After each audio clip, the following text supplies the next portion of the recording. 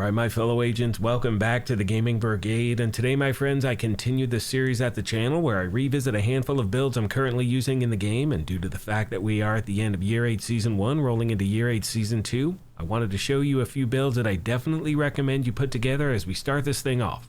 Now, in full transparency, chances are if you've seen my build videos over the last 3 weeks, you have already seen the videos I'm about to show you, but a lot of you reach out on a regular basis asking me to put together these compilation videos, so I will always continue to do that. And having said that, today you're going to see 2 Pestilence builds, a blue screen ongoing directive build, as well as a Heartbreaker build, and I will leave timestamps in the video description, that way you can bounce in between the builds anytime you want. I think I said builds like 17 times in the last 15 seconds. Anyway.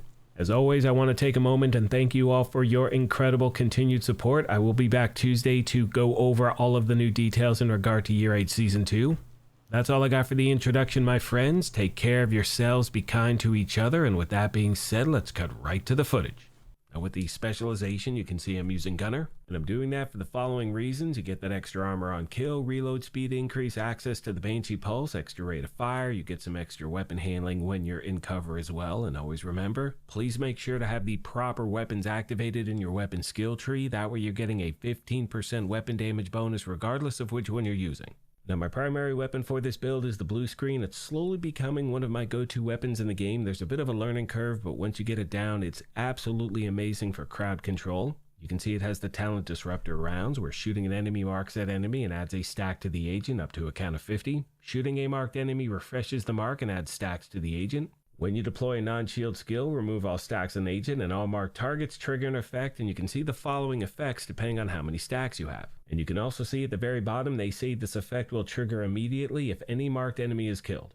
As far as the secondary is concerned, it's totally up to you, my friends, dealer's choice, and if you don't have, let's say, the blue screen, in the meantime, you could use your favorite LMG with a talent like Pressure Point, as that is going to amplify your weapon damage by 15% to enemies under a status effect, which is pretty much every damn enemy you're going to be shooting because of the gear set that we're using.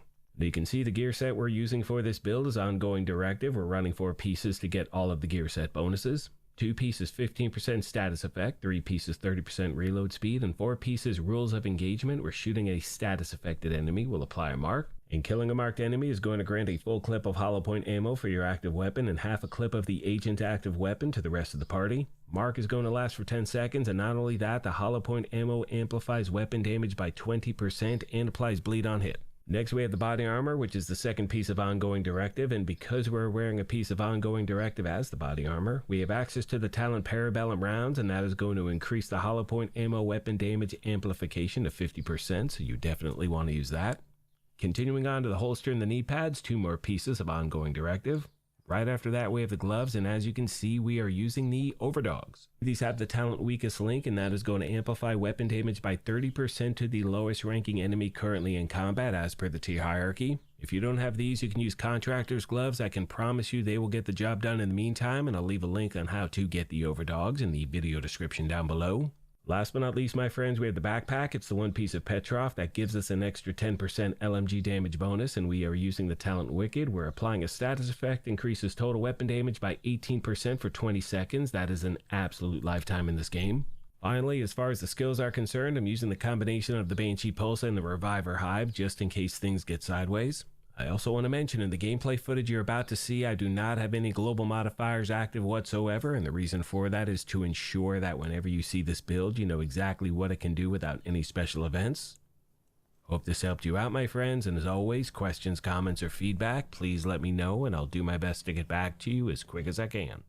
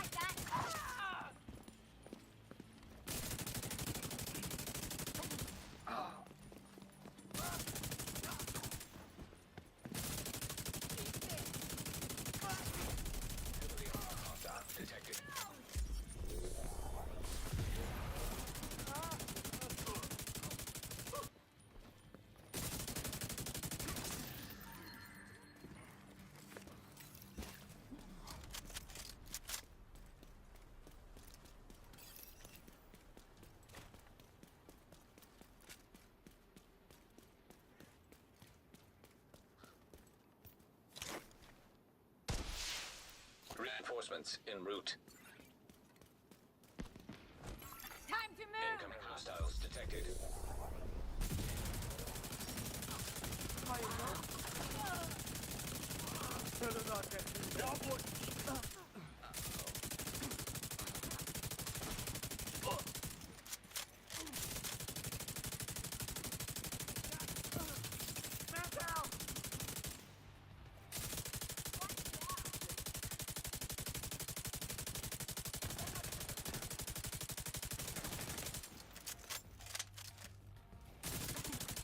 Hostile control point nearby.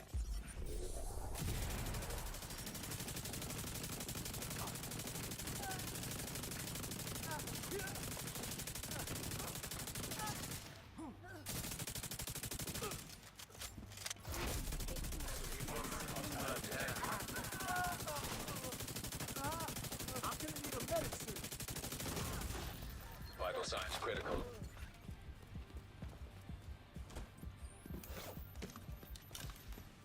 Just give up and die.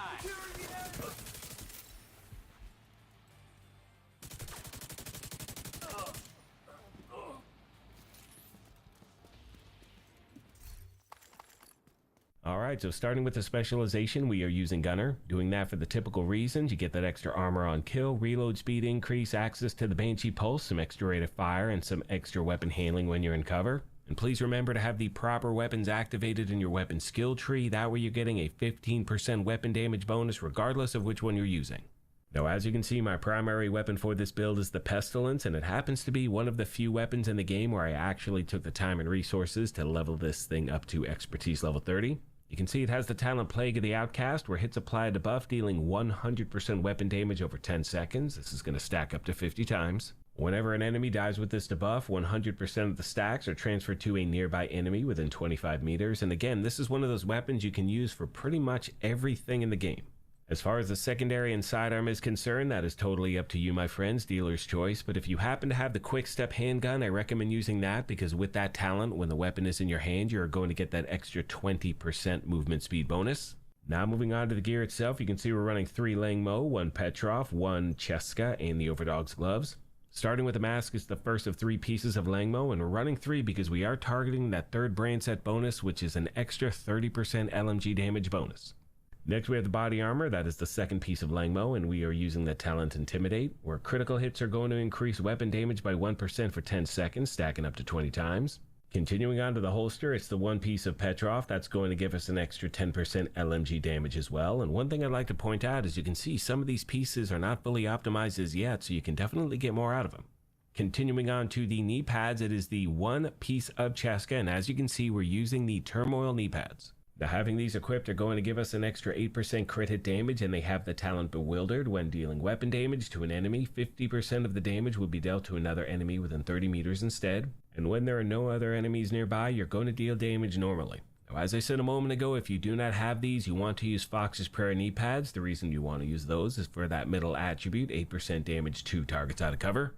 Right after that, we have the gloves, which are the Overdogs. These are another one of those must-have exotics that I think every single player out there should have. If you don't have them as yet, I will leave a link to a farming video showing you how to get them, and in the meantime, you can use Contractor's gloves instead. I promise you that will definitely get the job done.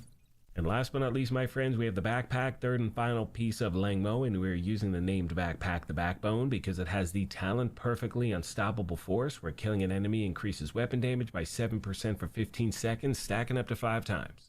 As far as the skills are concerned, I'm using the Reviver Hive and the Fixer Drone. When we take a look at the numbers, I'm sitting at 59% crit hit chance. Remember, the max is 60 and 140.4 crit hit damage, and those numbers are going to be dependent on not only the gear I have equipped, but having a Shade Watch of level 1000. Finally, I want to mention the fact that in the gameplay footage you're about to see, I do not have any global modifiers running whatsoever, and the main reason for that is to ensure that whenever you see this build, you know exactly what it can do without any special events. Hope this helped you out, my friends, and as always, questions, comments, or feedback, please let me know, and I'll do my best to get back to you as quick as I can.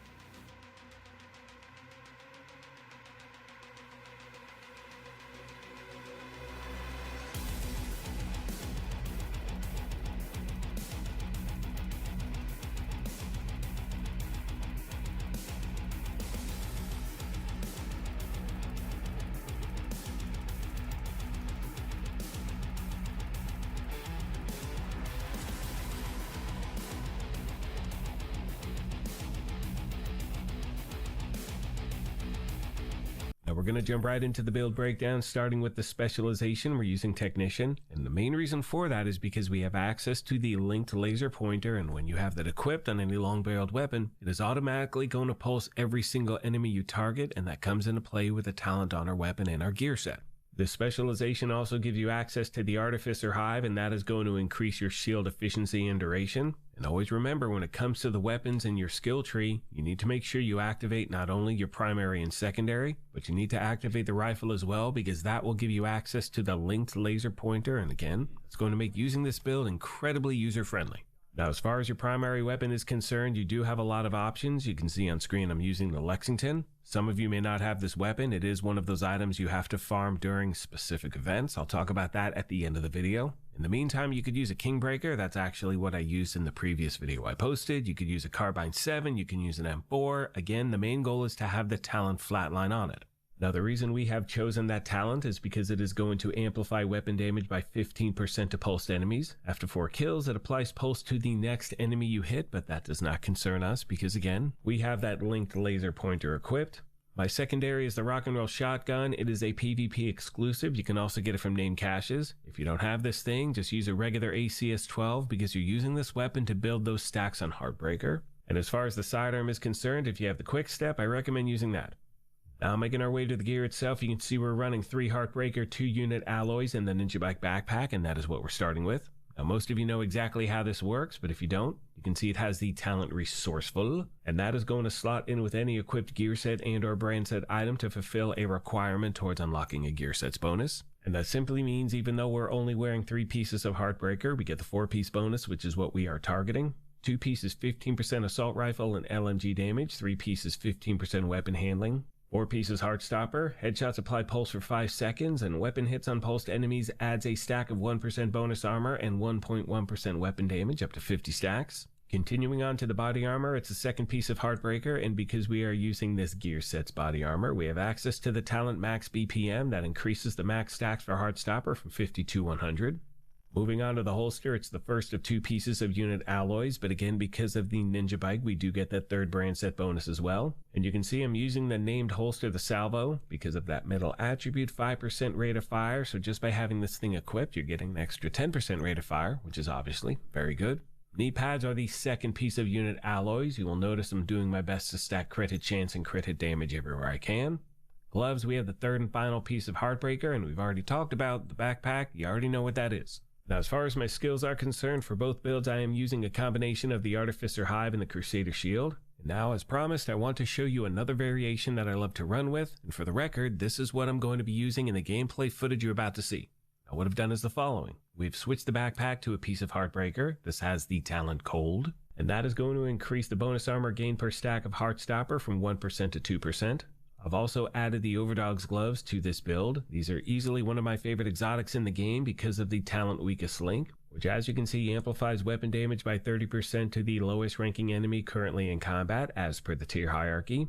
I've then switched the knee pads to a piece of Heartbreaker as well, and we're still using the Salvo holster. Last but not least, for those of you out there who may not have any of the exotics I just highlighted, you can see on screen another variation you can put together, and this is what I actually put together the other day in the previous video, but I wanted to show you this version really quick. Again, we're going 4 Heartbreaker, 2-unit alloys.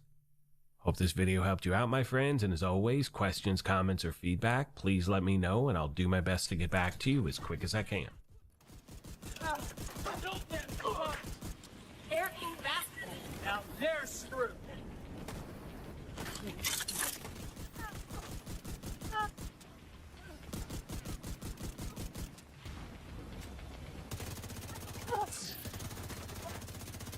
Fuck you and...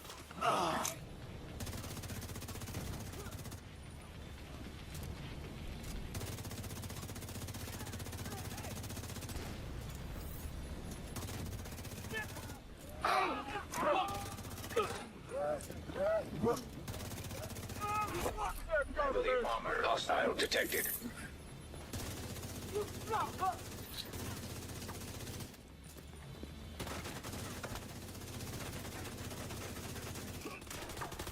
Don't let them...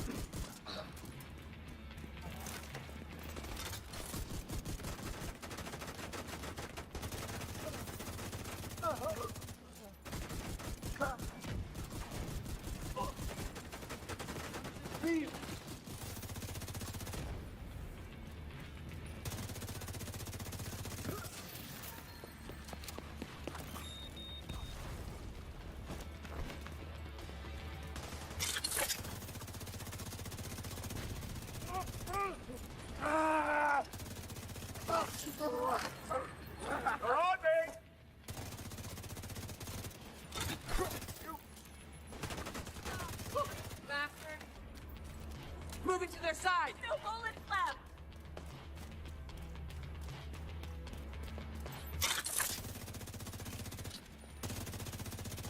Agent, we need you to stabilize Judiciary Square.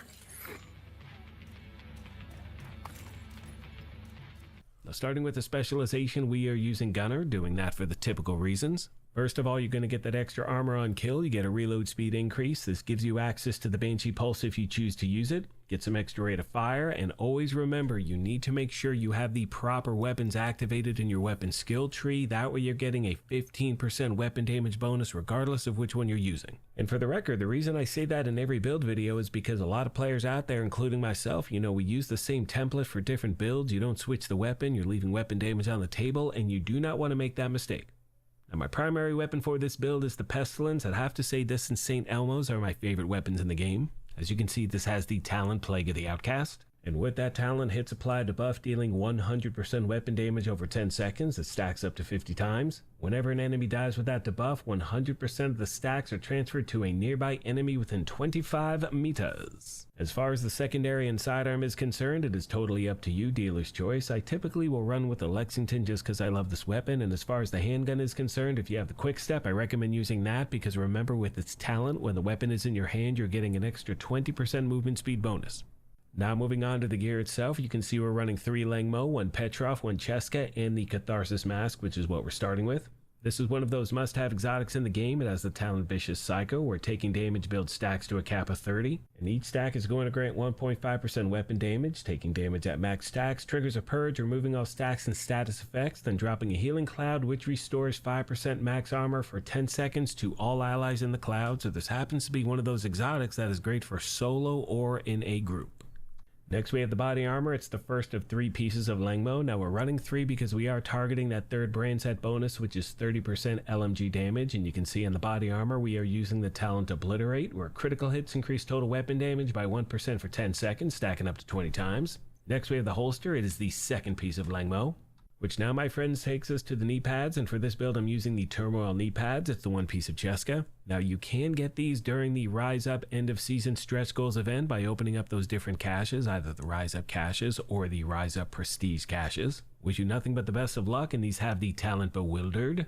When dealing weapon damage to an enemy, 50% of the damage will be dealt to another enemy within 30 meters. Now for those of you out there who may not have these knee pads as yet, just use Fox's Prayer. They have that middle attribute, 8% damage to targets out of cover. I can promise you that will still get the job done. And a lot of players out there actually prefer these knee pads over the other ones, so again, they play very differently, so try each one out. Make your own decision. Next we have the gloves. It's 1 piece of Petrov. We are using Contractor's gloves for that middle attribute, 8% damage to armor, and that 10% LMG damage bonus. Last but not least, we have the named Langmo backpack, the Backbone, and it has the talent Perfectly Unstoppable Force, where killing an enemy increases total weapon damage by 7% for 15 seconds, stacking up to 5 times. As far as the skills are concerned, for this build I'm using a combination of the Fixer Drone and the Reviver Hive, just in case things get sideways. When we take a look at the numbers, you can see him sitting at 57.5 crit hit chance. Remember, the max is 60, and 102.1 crit hit damage. And you noticed a lot of these pieces are not fully optimized, so those numbers could definitely be improved. Finally, I want to mention the fact that in the gameplay footage you're about to see, I do not have any global modifiers running whatsoever, and the main reason for that is to ensure that whenever you see this build, you know exactly what it can do without any special events. Hope this helped you out, my friends, and as always, questions, comments, or feedback, please let me know and I'll do my best to get back to you as quick as I can. On that note, I'm going to leave you with some gameplay footage and a few final thoughts. As always, I want to take a moment and thank you all for your incredible continued support. Please let me know of any other questions you have I did not address. Thank you once again for the privilege of your time, and as I mention at the end of every one of these, take care of yourselves, be kind to each other, and we'll talk to you soon. Thanks again, everyone.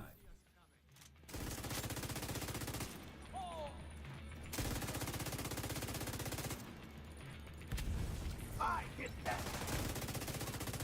Want that flip. It's not good. He needs to never keep his head.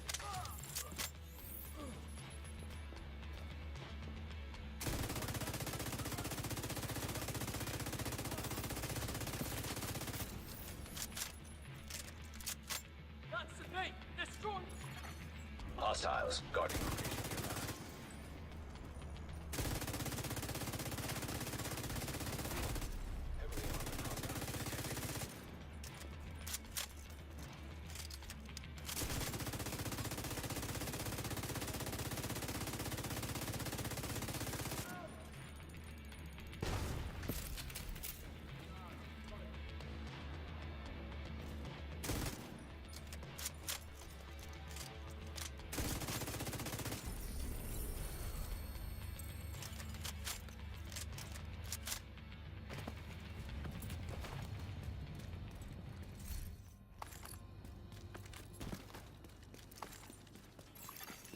Supply room access unlocked.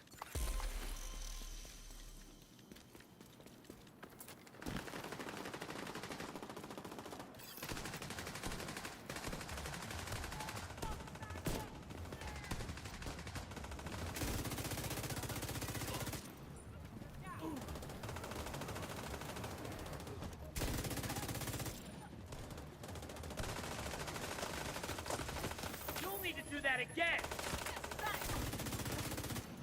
Incoming hostiles detected. That'll work! Access.